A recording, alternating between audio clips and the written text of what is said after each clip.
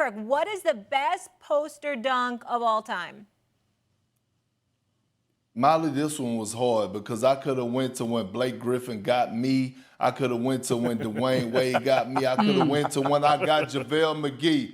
But damn it, I'm going to give appreciation to our colleague, our friend, our brother, the best dunker of all time, Vince Carter.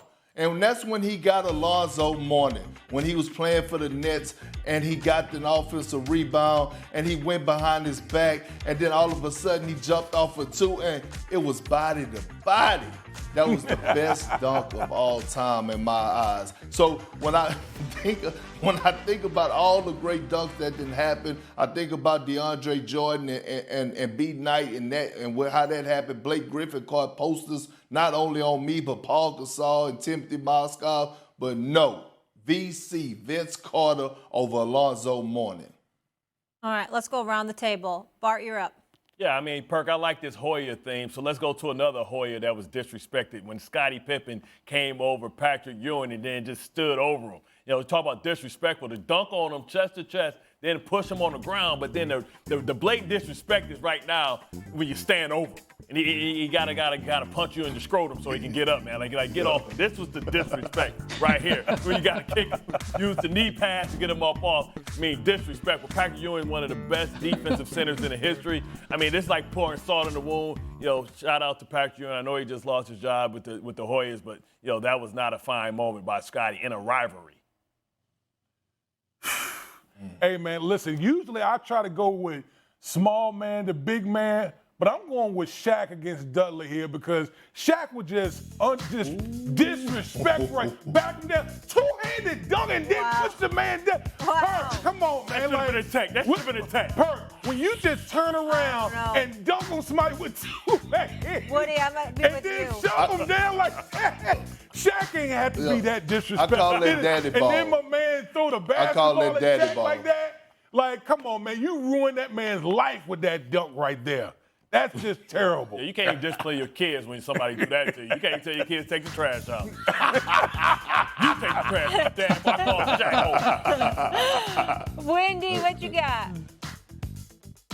All right. Well, look, I'm not saying they're the greatest of all time, but I'm going to tell you the two that I saw in person that I'll never forget. Both were in Miami a couple years apart. The first one was Dwayne Wade folding my man Anderson Varejao in half. Going up again. Just the power of this in transition. Andy just goes into the poor basket standard and bends in half. The power of that in that moment in that arena, that I don't know if it translates, but my gosh, was it amazing. Then a couple of years later, the disrespect of LeBron James on his current, one of his best friends in the league, but at that time it was not, Damon Jones, just stuffs him on his face, just absolutely hangs on him, shoves him down, and just shoves him out of the way. And poor Damon went crashing down, and the still photos from it are even more impressive. And again, in the building, the power that LeBron generated. Look at it. Damon's rubbing his face. Damon's like, oh, no, man. Those were I'm not saying they're going to make a top 10 list, but I'll never forget them. No one gave a Jordan dunk. I'm surprised. But the winner, I think we got to go with, I need to see it again. I need to see Shaq on Dudley. That's it, man. That's man. I mean, come on. Shaq ain't have to do Dudley like that, man. Like it's the push down too, though. And he tried to hold Shaq up and do the right thing. He tried to hold Shaq up and do the right thing. Shaq was in a vulnerable position. The most dominant player of all time. Shaq did that to everybody, though. Wait, look at Dudley throwing the ball. I didn't get that till the end. Like he's a dodgeball, so angry, and just nails it at him. How was that not a tech on Shaq, man? That's disrespectful, man. Hey, Perk, let me ask you something, man. Like, to just dunk on somebody with two hands like that, like, you rarely see that, right? Like, come on, man. That's crazy. Yeah, and especially how it happened, though. It's not what you do, it's how you do it. And how it happened makes it even more crazy. But that just goes to show you, like, how strong and how dominant and the brute force that Shaq played with. Like, we forget This guy was a damn monster, man. He was a monster. Yeah. Big Diesel. Did you see Dudley look at LJ like, where was you at, grandmama, when he was jumping on me? The grass got hell of a stuff from the back. LJ was like, man, hey, I ain't getting involved in that. That's y'all two business. What's your reaction to all this? Well, I was kind of surprised, and I don't think I was alone. He obviously knew he was getting fined. He got $30,000. Now that's a lot of money. Let's be clear. Way less than I thought he would get. And the message that the league is sending with this, whether they intend to or not, is that you can call out an official by name, and it's not that big of a deal. Twice this year, we've had players get fined for stuff that they said to officials on the court. It couldn't be heard by the microphones.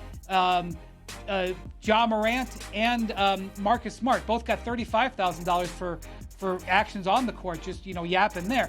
Fred VanVleet thought about this, premeditated, came out, personally attacked one of the officials. Now, I'm not arguing about whether or not there's an animus between the official and Fred. I'm not arguing whether the calls were right or wrong. The Raptors were already on edge because there was a game in Denver earlier this week where there was a controversial ejection of Scotty Barnes in the last 30 seconds, which I didn't like the way that went down. But the league has gotten softer and softer on fines over the Adam Silver era. And for Fred VanVleet to get basically a run-of-the-mill fine, I mean, just to be clear, Steph Curry skipped his mouthpiece along the court a few weeks ago and got $25,000. Fred calls out a referee as aggressively as I've ever seen, curses like 6 or 7 times, and he gets $5,000 more. Like, to me, this was not a deterrent. In fact, when Fred calculated his fine, my guess is he was thinking he was going to get a lot more. So I think it's not necessarily the greatest look for the league not backing up their officials more than this. It's only right that it's going to come a moment on First Take where I disagree with my guy Wendy. And damn it is right now. Good. I like these moments. When you talk about a guy, right, that led the league in technical fouls, a guy that had a horrible reputation with officials, you're looking at him right here, Molly. Big perk. I had a horrible reputation. I got fined a lot of money. I called referees out. I was suspended, things to that nature. But when I look at it and I take into context what Fred VanVleet was saying, he talked about the communication part, okay? He also brought up their history. Those two alone stood out to me because the communication part is he's saying that, hey, man, we're going into these games. And every time this one particular official is in this game, I can't even conversate or have a conversation with him throughout a dead ball or a timeout about what just happened with a play. Like he's coming in, he's arrogant, like he's feeling some type of way. And they have certain officials that carry themselves like that. Not all officials, because now that I'm retired, I have a great relationship with all of them because they happy I'm out the league. But then he also talked about the history, right? 3 out of his 8, I believe it was, 3 out of his 8 technical fouls were blown by this particular official.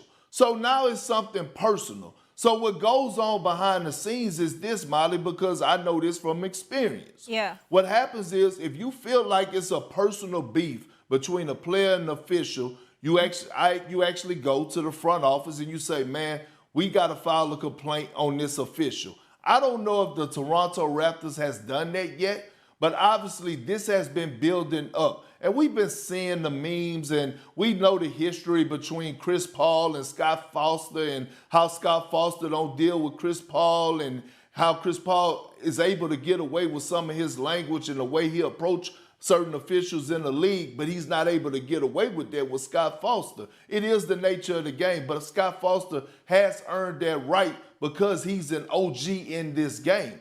But I will say this, we have to clean up all areas. Should Fred VanVleet probably been fined more? Probably so. But should they also look in the direction of that official and their relationship as well? Hell yeah.